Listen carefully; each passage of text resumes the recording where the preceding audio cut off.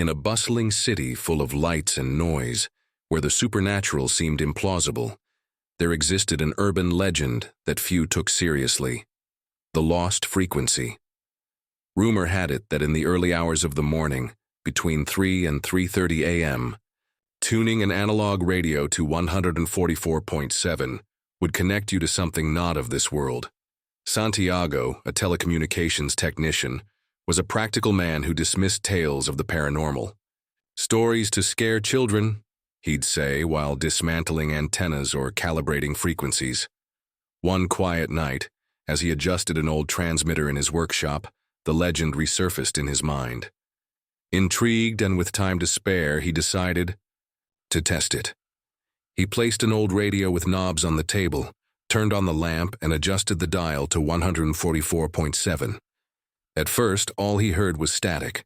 Santiago smirked, about to switch it off, when he caught a faint sound. A murmur. Frowning, he turned up the volume.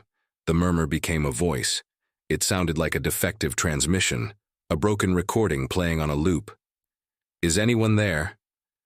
Help me. I'm trapped."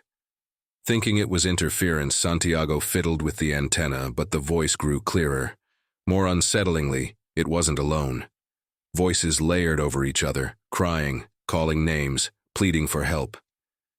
There was something off about them, a cold metallic edge, as if a flawed machine mimicked human emotions. The technician's pulse quickened. He stepped back, fear creeping in. Yet an inexplicable curiosity kept him listening.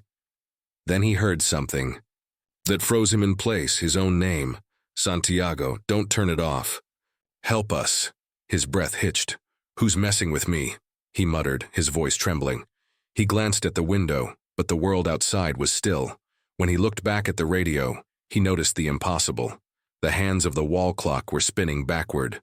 The voice continued, "Santiago, if you don't help, they'll come for you."